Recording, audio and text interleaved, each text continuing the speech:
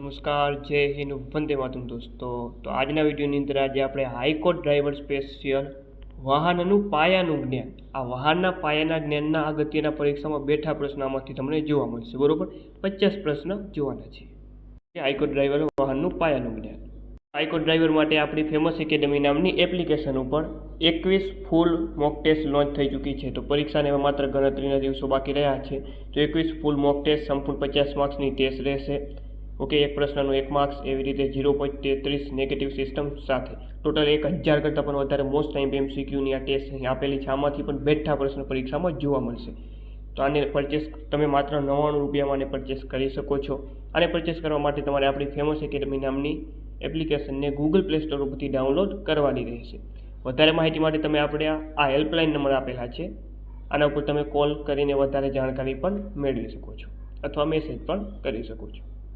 આના સિવાય હાઈકોર્ટ ડ્રાઈવરનું જો તમે મટીરિયલ PDF મટીરિયલ પરચેસ કરવા માંગતા હો તો 3000 કરતાં પણ વધારે મોસ્ટ ટાઈમ MCQ PDF સ્વરૂપે તમને મળશે. 3000 કરતાં પણ વધારે પ્રશ્નો તમામ વિષયોના. ઓકે, વાહનનું પાયાનું જ્ઞાન, મોટર વાહનનો અધિનિયમ, મોટર વાહન અધિનિયમ, ટ્રાફિક નિયમો, જનરલ નોલેજ, ગુજરાત ભૂગોળ, ગુજરાતી વ્યાકરણ, આ તમામ વિષયો. તો આ PDFને જો તમે પરચેસ કરવા માંગતા હો તો આ નંબર ઉપર, એટલે કે 63 5 20 19 240, આ નંબર ઉપર 100 રૂપિયાનું પેમેન્ટ કરીને આ જ નંબર ઉપર સ્ક્રીનશોટ મોકલવાનો રહેશે. વધારે માહિતી માટે તમે આ નંબર ઉપર કોલ કરી શકો છો અથવા મેસેજ પણ કરી શકો છો. તો આટલા પ્રશ્નો 3000 પ્રશ્ન કરી નાખો. હાઈકોર્ટ ડ્રાઈવર 50માંથી મિત્રો 40+ પાકા. ચાલો શરૂઆત કરીએ. ક્વેશ્ચન નંબર 1 છે કે ભાઈ ટાયરની બંને બાજુ સૌથી ઉપસેલા ભાગ વચ્ચેના અંતરને શું કહે છે? ઓકે, ટાયરની બંને બાજુ જે સૌથી વધુ ઉપસેલો જે ભાગ હોય છે એને શું કહેવામાં આવે છે? તો મિત્રો એને કહેવામાં આવે છે ટાયર વિડ્થ. ઓકે, ઓપ્શન જે છે ઓપ્શન ડી આનો સાચો જવાબ બનશે, ઓપ્શન ડી. ઓકે મિત્રો, આવા PDFમાં 3000 કરતાં પણ આવા સરસ મજાના પ્રશ્નો આપેલા છે. વાહનનું પાયાનું જ્ઞાન પણ એમાં આવી જશે. ઓકે, નવા દંડ છે 2025માં જે લાગુ થયા છે, 1 માર્ચ 2025માં ગુજરાતમાં જે નવા જે દંડ વધારવામાં આવ્યો છે, જે દંડમાં એ પણ આમાં સમાવેશ કરવામાં આવ્યો છે PDFમાં. તો PDF પરચેસ કરી લેજો. નેક્સ્ટ, ટાયરની ઊંચાઈની ગણતરી કેવી રીતે કરવામાં આવે છે? મિત્રો એમાં જવાબ આવશે કે ભાઈ ટાયર આઉટર ડાયામીટર, રીમ ડાયામીટર જેને કહેવામાં આવે છે. તો જવાબ આવશે ઓપ્શન બી. નેક્સ્ટ, કયા પ્રકારના વ્હીલમાં ટ્યુબલેસ ટાયરનો ઉપયોગ કરી શકાતો નથી? ઓકે, કયા પ્રકારના જે વ્હીલમાં હોય એ ટ્યુબલેસ ટાયરનો ઉપયોગ ન કરી શકાય? તો એમાં જવાબ આવશે wire wheel, option B. Next, વ્હીલમાં સ્પોક્સનો ફાયદો શું છે? તેનો ફાયદો છે રીમને યોગ્ય ગોળાઈ પૂરી પાડવા માટે. નેક્સ્ટ, વ્હીલની રચનામાં રીમનું કાર્ય શું છે? ઓકે, જે ટાયર હોય આ વ્હીલ, એટલે કે વ્હીલની જે ટાયરની રચનામાં રીમનું કાર્ય શું હોય છે? તો મિત્રો એનું કાર્ય હોય છે, રીમનું કાર્ય છે ટાયરને સાચી સ્થિતિમાં પકડવા માટે. Next, સેટેન number. ઓકે, અહીં શું છે? સેટેન નંબર છે. સેટેન નંબર કેટલું વધુ હોય તેટલું શું દર્શાવે છે? ઓકે, સેટેન નંબર જેટલું વધુ હોય એનો મતલબ થાય છે કે ભાઈ ડીઝલ ઝડપથી સળગે છે અને ઇગ્નિશન સારી રીતે થાય છે. ઓકે, ઇગ્નિશન શું છે? ઇગ્નિશન સારી રીતે થાય છે.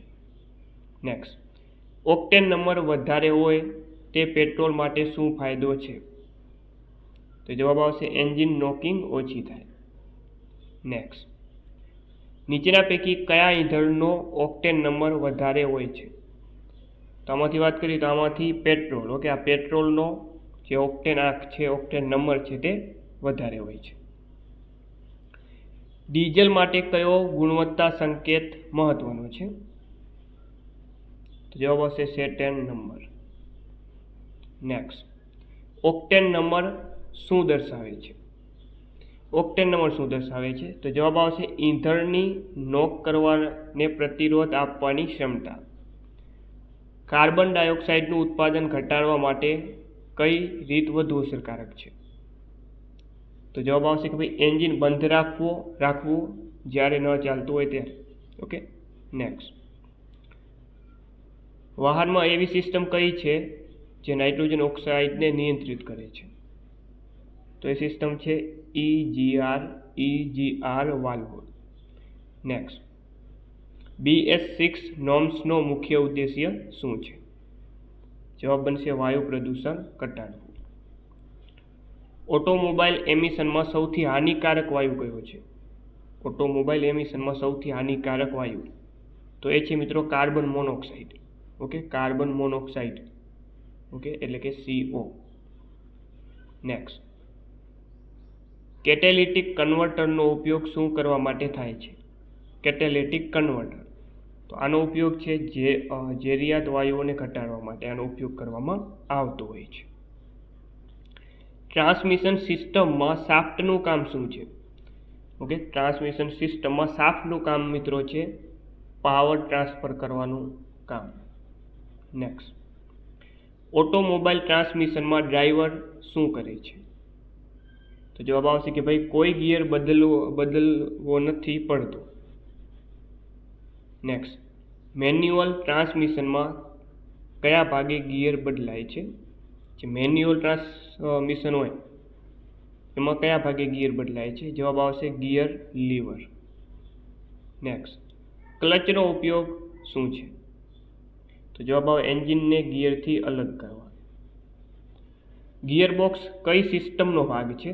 ગિયરબોક્સ કઈ સિસ્ટમનો ભાગ છે? ટ્રાન્સમિશન સિસ્ટમનો. નેક્સ્ટ, હેન્ડ બ્રેકનો ઉપયોગ મુખ્યત્વે ક્યારે થાય છે? તો સિમ્પલ ક્વેશ્ચન છે કે જે હેન્ડ બ્રેક છે એનો ઉપયોગ મુખ્યત્વે આપણે જ્યારે કાર પાર્ક કરતી વખતે હેન્ડ બ્રેકનો ઉપયોગ કરીએ છીએ. ચાલો, ABSનો અર્થ શું થાય છે? ચાલો, તો ABSનો મતલબ થાય છે મિત્રો anti lock braking system. Anti lock braking system, option B. Next, brake ઓઇલનો સ્તર ઊંચો હોય તો શું થશે? ઓકે, તો જવાબ આવશે બ્રેક ફેલ થશે. નેક્સ્ટ, ડિસ્ક બ્રેકના મુખ્ય ભાગ શું છે? ડિસ્ક બ્રેક એના મુખ્ય ભાગ છે મિત્રો ડિસ્ક અને કેલિપર. નેક્સ્ટ, ડ્રમ બ્રેક કયા ભાગમાં સામાન્ય રીતે હોય છે? તો જવાબ આવશે પાછળના વ્હીલ. કે ભાઈ હેન્ડ બ્રેક એન્ગેજ્ડ હોય ત્યારે કઈ લાઇટ ચાલુ થાય છે? તો જવાબ આવશે મિત્રો લાલ લાઇટ. નેક્સ્ટ, ફ્યુઅલ ગેજ શું બતાવે છે? ફ્યુઅલ ગેજ બતાવે છે બાકી પેટ્રોલ. ઓકે, બાકી રહેલું પેટ્રોલ. એન્જિન વોર્નિંગ લાઇટ કયા કલરની હોય છે? તો એ હોય છે લાલ કલરની. ટર્ન ઇન્ડિકેટર લાઇટ કયા કલરની હોય છે? ટર્ન ઇન્ડિકેટર જે લાઇટ હોય છે એ હોય છે પીળા કલરની. કેવા કલરની? પીળા કલરની. નેક્સ્ટ, સ્પીડોમીટર શું બતાવે છે? સ્પીડોમીટર એ બતાવે છે વેગ. ત્યારબાદ લેડર ફ્રેમ કઈ પ્રકારની છે? જવાબ આવશે સ્ટ્રક્ચરલ.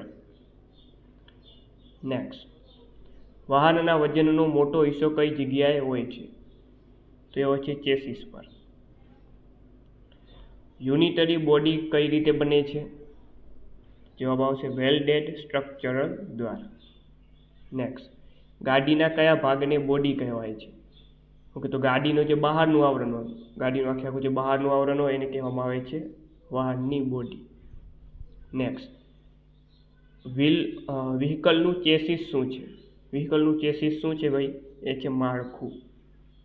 આપણું આ સ્પેશિયલ મટીરિયલ છે 3000 કરતાં પણ વધારે પ્રશ્ન આપેલા છે, જેમાં આપણું જે સ્પેશિયલ હાઈકો ડ્રાઈવરનું કન્ટેન્ટ છે, પાયાનું જ્ઞાન વાહનનું છે, ઓકે, મોટર વાહન કાયદાનું સામાન્ય જ્ઞાન છે, ટ્રાફિક નિયમો છે, આના સિવાય પણ જનરલ GK છે, ગુજરાત ભૂગોળ છે, ગુજરાતી વ્યાકરણ છે, કરંટ છે, આ તમામ મુદ્દાઓ આપી દીધા છે. ઓકે, આ પીડીએફને પરચેસ કરવા માટે તમારે આ નંબર ઉપર 100 રૂપિયાનું પેમેન્ટ કરીને આ જ નંબર ઉપર સ્ક્રીનશોટ મોકલવાનો રહેશે. વધારે માહિતી માટે તમે આ નંબર પર કોલ કરી શકો છો. અને આના સિવાય આપણી ફેમસ એકેડમી નામની એપ્લિકેશન ઉપર 21 ફૂલ મોક ટેસ્ટ સોલ્યુશન સાથે, ઓકે, ટોટલ 1050 કરતાં વધારે ક્વેશ્ચન, સંપૂર્ણ પરીક્ષા પદ્ધતિ અનુસાર, ઓકે, રિયલ ટાઈમ એક્ઝામ તમે દેતા હશો એવું લાગશે. તો છેલ્લા ટાઈમે એક્ઝામ મોક ટેસ્ટ આપી કેટલી અગત્યની છે આપ જાણો જ છો. તો માત્ર 99 રૂપિયામાં તમે પરચેસ કરી શકો છો. હેલ્પલાઇન નંબર ઉપર કોલ કરીને વધારે માહિતી મેળવી શકો છો.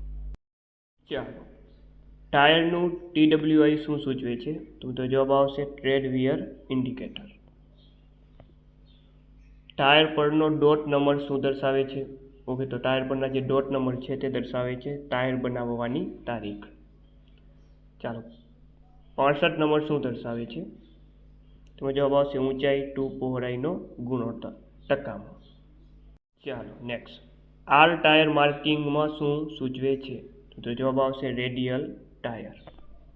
ત્યારબાદ વાત કરીએ ક્વેશ્ચન નંબર 40માં કે ભાઈ 185/65 R15માં 185 શું દર્શાવે છે?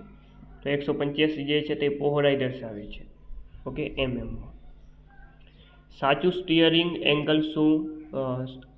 સ્ટીયરિંગ એંગલ સુનિશ્ચિત કરે છે? તો એ સચોટ દિશાને નિશ્ચિત કરે છે. નેક્સ્ટ, સ્ટીયરિંગ રેક કઈ સિસ્ટમનો ભાગ છે? સ્ટીયરિંગનો. ત્યારબાદ પાવર સ્ટીયરિંગમાં શું ઉમેરાય છે? તો પાવર સ્ટીયરિંગ એમાં ઉમેરાય છે ઓઇલ. ઓકે, આની ફ્રી મોક ટેસ્ટ આપણી જે ફેમસ એકેડમી નામની એપ્લિકેશન છે એમાં હાઈકોર્ટ ડ્રાઈવ માટે પ્રથમ મોક ટેસ્ટ મિત્રો ફ્રી મૂકવામાં આવી છે, જે 50 માર્ક્સની રહેશે. ઓલ ગુજરાતના વિદ્યાર્થીઓ સાથે તમે કમ્પેરિઝન પણ કરી શકો છો, તમારું રેન્ક પણ એમાં આપવામાં આવશે. તો આ પ્રથમ મોક ટેસ્ટ ફ્રી આપવામાં આવી છે આપણી આ જે મોક ટેસ્ટ સિરીઝમાં, તો અવશ્ય આ ફ્રી મોક ટેસ્ટ આપી દેજો. સ્ટીયરિંગ વ્હીલ વધુ પડતી હલનચલન કરે છે જ્યારે ડ્રાઈવર કંટ્રોલ ગુમાવે ત્યારે. સ્ટીયરિંગ સિસ્ટમ કયા ભાગ સાથે સંકળાયેલ છે? તો એ વ્હીલ સાથે સંકળાયેલ હોય. નેક્સ્ટ, શોક ઓબ્સોર્બર કઈ શક્તિને સમાવે છે? તો જવાબ આવશે કંપન. ચાલો, મેકફર્સન સ્ટ્રટ કયા ભાગમાં વપરાય છે? તો જવાબ આવશે મિત્રો સસ્પેન્શન.